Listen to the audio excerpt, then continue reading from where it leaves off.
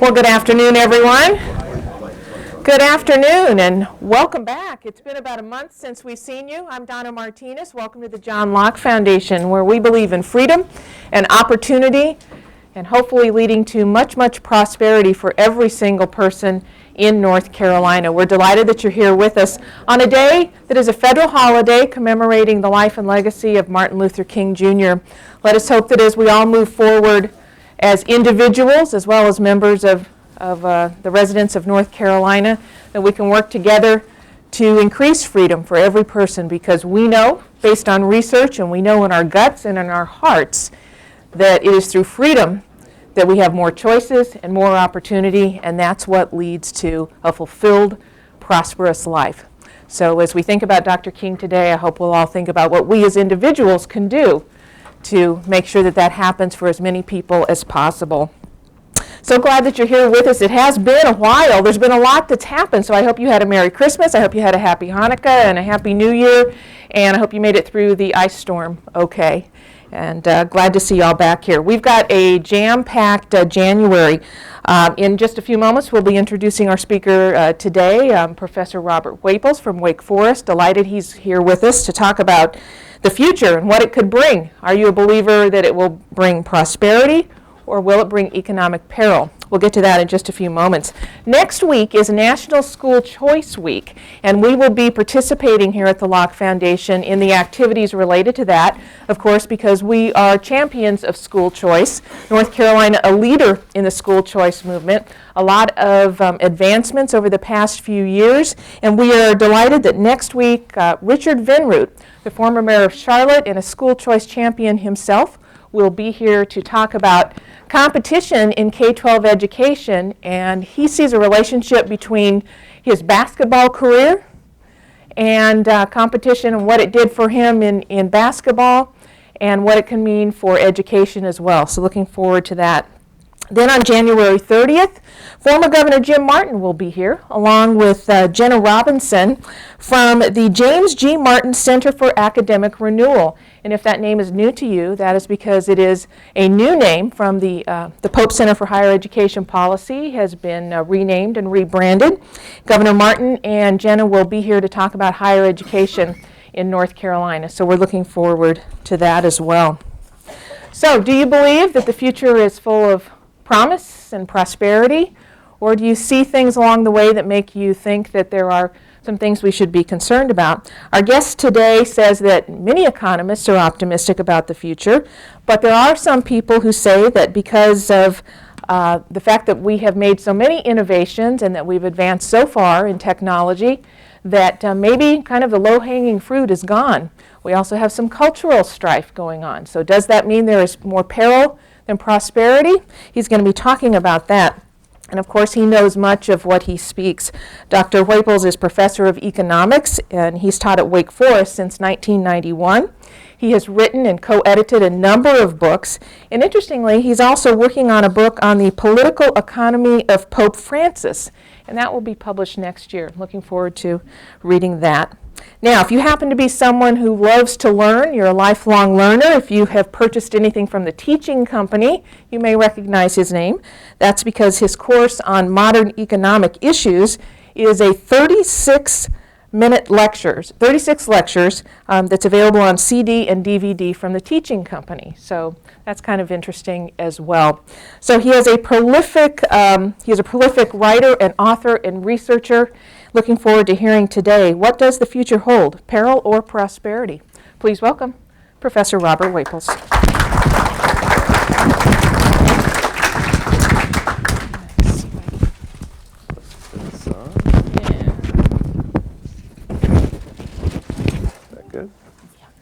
Slip this in the pocket or leave it there? You can walk around with it, sure. Good.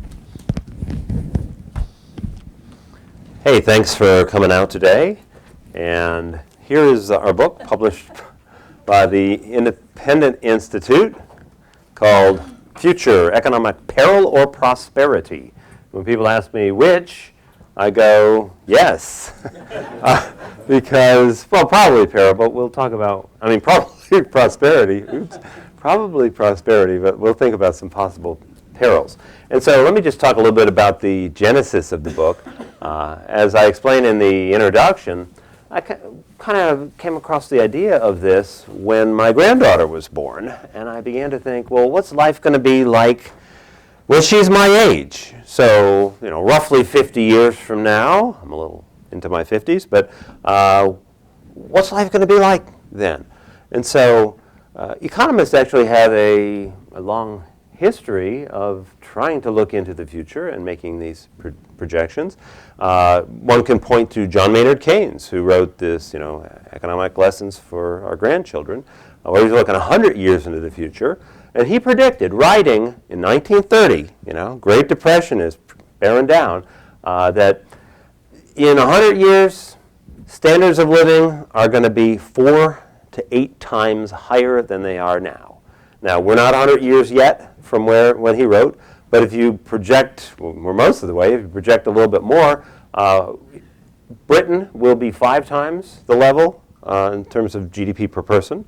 Not always a perfect measure, but 5 times the level it was in 1930. In the United States will be about 6 times that level. So that's a pretty good projection there. So why would economists have this optimism, which goes back to Keynes? Let me begin with that. And I did a survey about 10 years ago where I asked economists, what do you think is going to happen over the next 60 years? Is the economy going to grow as well as it had over the previous 60 years, which kind of from the end of World War II on up? And people were very optimistic as well.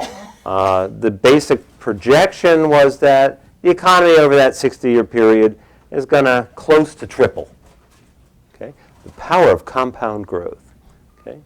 And so why that optimism that Keynes had, why the optimism that economists still have when you survey them? And I think it has to do with just basically looking at history and thinking about what were those forces that allowed all that economic growth that we've seen so far. When economists look at history, basically they reason that if you've got a system that gives people secure property rights and then gives them incentives to take their resources and their talents out there, keep those incentives in place, they will make innovations that will allow the economy to grow. So when economists do some statistical estimates on why has the economy grown in the past, most of that growth comes from technological progress. And we have especially put in place incentives to give innovators, be they inventors or be they entrepreneurs, give them good incentives to go out and get their ideas because they can make a bundle of money, or at least a very good living, by doing that. And so if we just keep with what we've been doing in the past, secure property rights, give people incentives to come out and do these innovations, we should continue to grow. That's the basic logic of most economists. Okay? Not only that, but maybe this growth will even accelerate, say some economists. After all, think about the number of innovators that we have now. At the beginning of the Industrial Revolution, the population of the world was about 750 million people.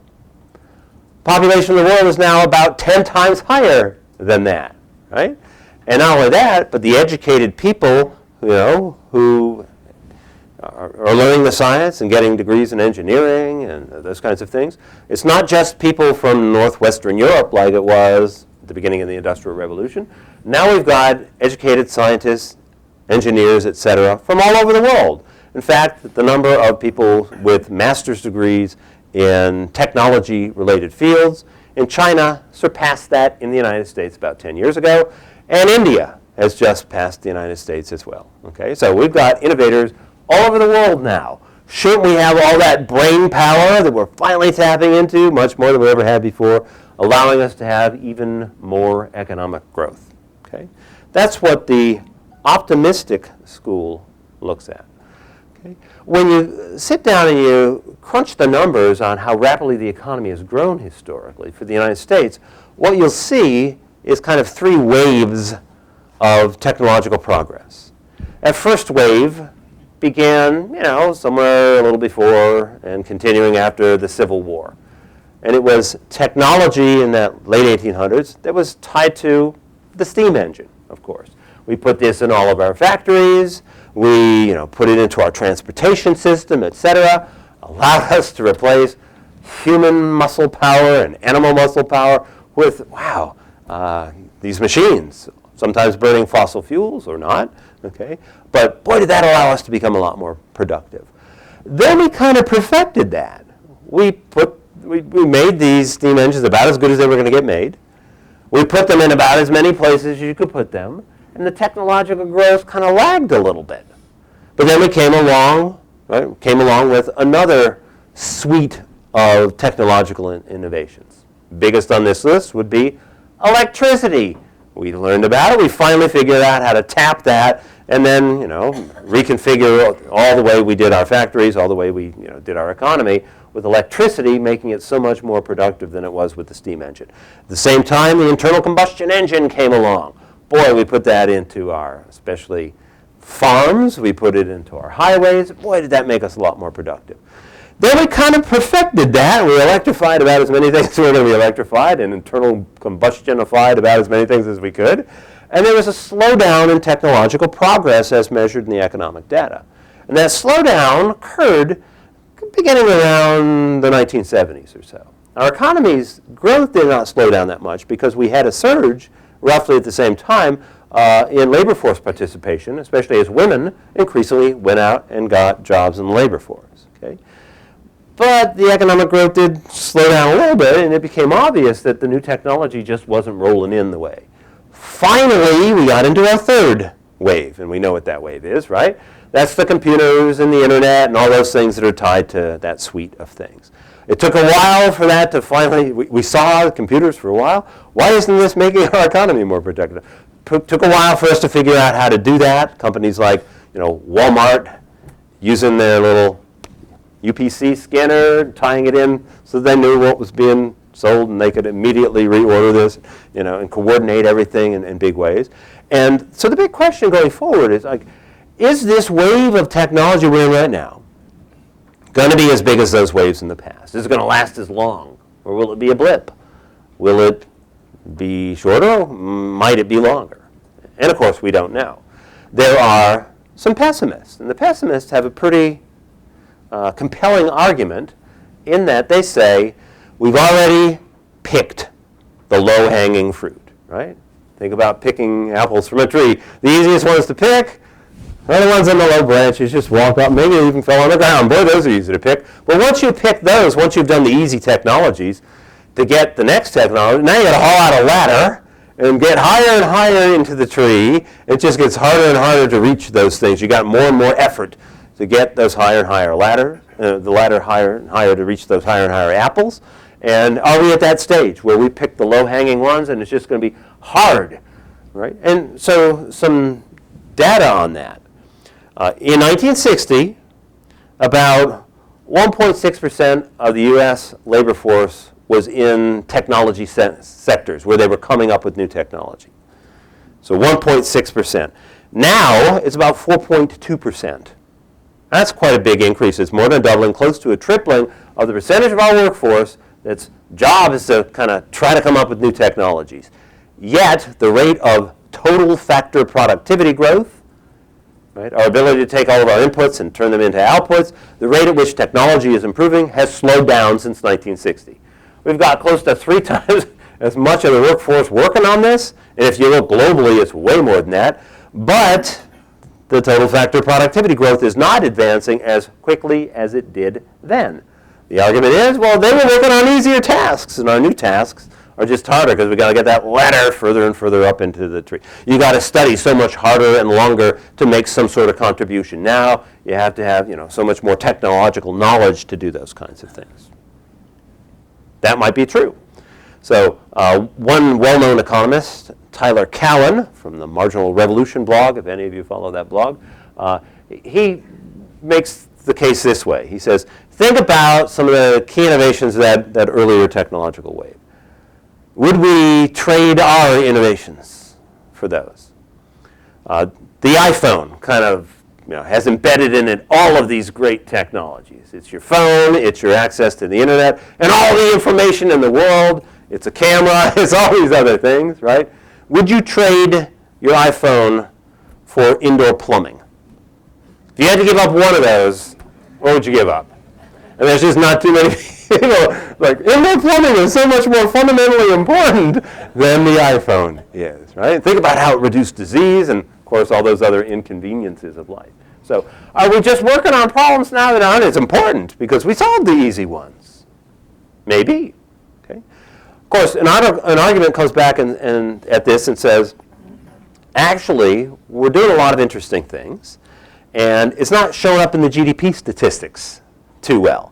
Because think about what I do with my iPhone. I go and I can get all this information, all this entertainment, all this stuff effortlessly, almost effortlessly. And what does it add to GDP? Almost nothing. All that information in Wikipedia, you know. That's really great information. You go and learn a lot of stuff really fast. What does that add to GDP? Nothing. What about watching all those entertainment things? Well, sometimes you pay for them, but think about all the free stuff you get. What does that add to GDP? Nothing. How important is that? If we measured it right, maybe GDP would be going up a lot faster. GDP is not a perfect measure. Economists have known this for a very long time. Okay? But the big question then is, what about this third wave of technology that we're in now? How long is it going to last? Is it going to be as fundamental? What kind of potential does it have? And when you sit back and you look at this, there, I think, is some pretty strong reasons for optimism. Think about the suite of technologies that goes into those electrons and moving them around. A lot of them are in the biological field. What kind of breakthroughs in medicine are around the corner, right? We have wiped out some diseases entirely, smallpox and close to it for polio, right? What will we wipe out in the future? A new disease comes on the scene and it's horrible and it's killing people, and we move in and Ebola, right? We cut that off so much more quickly than diseases in earlier. So what are we going to be able to do with nanotechnologies? Putting devices inside the human body, in your bloodstream, that will monitor things and trigger something to inject just the right thing, whatever, to offset whatever the bad thing is going on in your body. We have now people in this field who are like creating new body organs. One of the leaders of this field is over at Wake Forest, and Dr. Anthony Atala, and they create new. Like the first one they did was a new bladder, urinary bladder. They could create a new one, right? Yours isn't working. And you read recently about how they've developed, heart tissue. Right? So a human heart. I don't know how long these things will. What kind of impact are these biological innovations going to have? Is that going to show up a lot in GDP? I don't know, but what kind of things would this have? Replacement parts and nanotechnology. The energy field. The price of solar power has come down about 75% since 2000. If this trend continues, it'll be at the break-even point with fossil fuels in another decade plus a little bit, maybe, leaders in the field are saying.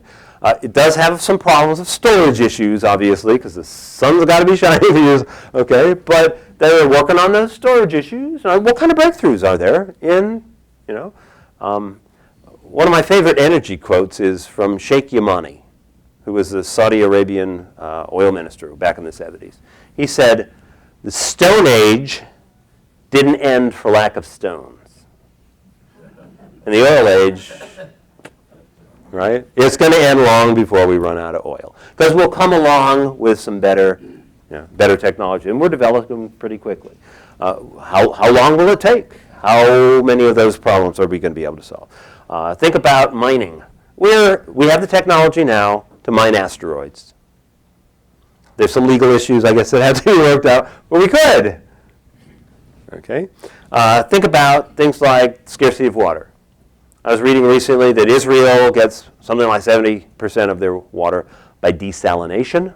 There are new technologies, filtering technologies here that make this economical. They even have agriculture that's based on this, right? We're solving some problems. 3D printers you've all heard about, robots, those kinds of things. We know about autonomous vehicles. What kind of potential is that going to? And so we've got lots of these things that we're working on, and the question is, how big is their potential?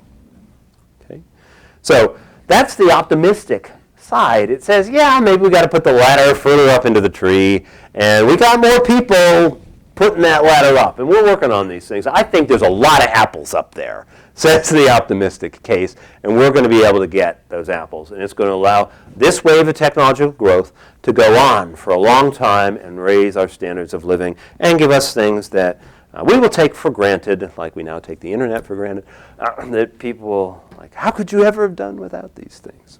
Okay? But what about the worries? What about the perils that may be countering this prosperity?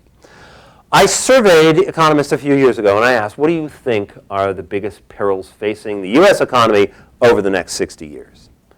It's interesting what was at the top of their list. The top of their list was dealing with problems of aging and pensions, the Social Security system and all the debt. Second on their list was dealing with the healthcare sector. Not that we won't be able to solve health problems, but that healthcare sector will balloon and eat up so many resources and require such high marginal taxes or whatever it will. So those were the two things at the top of their list. And I think that's the number one reason that economists have for some pessimism. Right? And that is that we have not solved these problems so far. These problems are one of the major reasons that our government is running up deficits every year and projecting them out into the future. The Congressional Budget Office is saying those things are going to get bigger and bigger, so the national debt will get higher and higher and higher. And up to this point, we'll see if things change this time. Up to this point, we basically just kick the can further down the road every 2 years, 4 years when Congress comes in, right? And so let somebody else solve that. But there's a lot of research done by economists that shows when the national debt gets larger and larger, it is associated with slower economic growth. Famous result from Rogoff and Reinhardt says that once you pass a threshold of about a 90% debt to GDP ratio, it's going to shave about 1 percentage point off of your economic growth. Depends on how you measure the national debt. Is it the gross measure or the net measure? By one of those, we've passed that threshold. By the other, we will pass it soon. And we've seen slower economic growth in the last decade or so. Okay? And so we're choking ourselves on debt that's going to take resources to deal with that and with the government and take it away from, innovation and building capital and those kinds of things. So that's the number one worry from the survey that I did of economists. The people that were in the future book, the economists, had another worry that when they were talking about their dark fears, basically their biggest worry was another problem with government. It's regulation, which a recent article in the Independent Review likened to kudzu. You plant this thing with the best of intentions, and then it just grows and suffocates everything. And it's time for some serious pruning. Maybe we'll see this happening when Congress comes to meet. But really, worries about regulation run amok is the big peril that most of the people who were worrying in the book talked about. And of course, so much of that is driven by what economists would call rent seeking. There's some group, and they want some resources thrown their way, so they go to the government and they say, hey, pass a law that's good for me and not good for my consumers or not good for my competitors or something like that. And they sell it with a big smile and they make it look like it's good for everybody, when in fact, of course, the whole purpose of it was to line their own pockets. Okay, so another problem that some of the authors in the volume talked about was a problem that is more of a distributional problem, right? As society is going to prosper, will everybody be able to use this new technology, especially in their jobs? This new technology has, as one of the chapters is titled, has the capacity for software to eat your lunch, right? Software comes along and it can replace whole categories of jobs. Driverless cars, all driven by software. Think about how many jobs that could replace in driverless trucks and driverless, right? One technology after another. There's even talk about new technology replacing jobs that currently require bachelor's degrees, master's degrees, higher level degrees like that. And so some of the articles in the volume are talking about this is going to be a bumpy road because it's going to take a lot of reallocation of our resources and of our talent. And we might see some people just kind of drop out in the process. We've already seen a bunch of people drop out in the process. The labor force participation rate for able-bodied adult men has just been slipping rapidly in recent decades. And so I can get a job, but it's not going to be an interesting job, and it's going to pay me $8 or $10 an hour. You know what? I'm just not going to get the job. I'm going to find some other way to just get by. I'll live with my parents and play video games, And so how far will it get pushed, right? How socially acceptable will that be, and how many people will just drop out of the labor force? We've seen a precipitous drop-off in the labor force participation rate in the last decade or so. And the recession helped push it down, but it didn't go back up after the recession ended. So the number of jobless people continues to rise. Okay, so these rearrangement jobs, rearrangement costs that we're going to have could lead some people to drop out. They could also lead other people to just kind of now not have the full-time careers that we're used to people having or full-time jobs, but more of a Uber kind of lifestyle. And that is, I own some capital like my car, and I'll be an Uber driver for a while. Or I own some other capital, and I'll supply that for a while. I'll supply some. One of the authors says we're going to turn from the current economy we have to the gig economy. I'll work this gig for a while, and then when I've earned enough, then I need some more. Okay, and I'll go work another gig for a while. A few hours here, a few days there. And it'll take a big change in mindsets. And is that a good thing for the economy?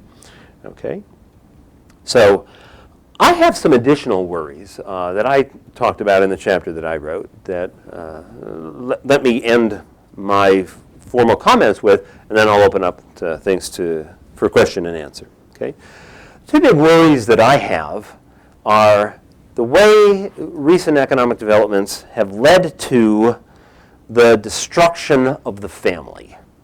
Okay, if you look at the percentage of people, of children, babies, born out of wedlock, in 1959, close to when I was born, 5% of children were born out of wedlock. Most recent year, 53% of children born out of wedlock. Okay, and so we've got a lot of people who are growing up without the traditional two-parent home, especially without a father present. And a lot of research shows that this is going to lead to far higher poverty rates, but it's especially harmful to young men. The young men don't have a good role model, and they have much higher rates of criminality. They've got much lower rates of graduating. They've just got a whole host of problems that most of us wouldn't want them to have. And one of the main things that happens, of course, is what they never learn is how to be a father, because they don't have a father of their own to look at. They never learn what it is to support somebody else, to be there for somebody else, and just do the job, which might not always lead to a lot of applause or a lot of money or whatever, but it's such a vital role in the economy. And so Nicholas Eberstadt has this new book out, The Global Flight from the Family. It's not just the United States, it's all over the world, and argues that this flight from the family is spreading from men to women. That women are going to be like, well, what's the economy all about? It's about me, and it's about consumer sovereignty, and I can do and get whatever I want. And you know what? I don't need the baggage of a family, and I don't need the baggage of children. And more women are starting to have that mindset as well. And so what's happening to fertility rates? You see in some countries, they've gotten so low that that first problem I talked about, the aging of society, is becoming very big. They just don't have enough workers to support their retirees. You see this population contracting. You see problems like this in Japan, right? And in many other countries, okay? And so the lack of a good role model, and then just the lack of children, the lack of a next generation to come along, could be a really substantial economic problem, okay? The second big worry that I talk about in my chapter is the problem that complacency is a normal good. So a normal good is a good that you buy more of when you're richer. And we're getting richer, and so we can afford to be complacent. When you're poor, you can't afford it. You got a problem, and it's hurting you, and it's costly. You're so poor that you can't devote your research, let your resources just be piddled away on that problem. We're so rich that we can afford to have a dysfunctional government, and we'll still have a high standard of living. Right? If the economic growth slows down because we picked the low-hanging fruit, or we've got the kudzu vines taking up, the projections are still that the economy grows. So we're rich right now. We are basically the richest people in the history of the world are in the United States right now, and the projection is that we'll get even richer going out into the future. Okay? And so even in the worst-case scenario that most of these economists look at, we're still going to get richer, just slowly. It'll be at a crawl instead of the gallop we've seen before. There's some really bad scenarios where you can see things imploding, okay? But that's most people's pessimistic scenario. We grow richer slower. And we're getting rich, and it means it gives us the luxury to be complacent. And when you get complacent, you just forget things. And so I close my essay with a quote from Jay Budiashevsky, who puts it this way. He says about freedom, that first freedom meant our noble power of rational and moral self-direction. Then it meant the mere absence of restraints on our will, so long as we were not violating moral law. Then it meant the absence of any restraints whatsoever. And finally, it now seems to mean the sheer power to act immorally and irrationally, even if the power of rational and moral self-direction were taken away from us. So freedom has decayed from, freedom to act as you ought to freedom to do whatever you want to do. And who can tell me otherwise? And boy, will that wreck our culture, our society, and our economy if we allow it to continue to run amok. Okay, so those are my formal comments, and I've got room for lots of questions and answers, I hope. Yes?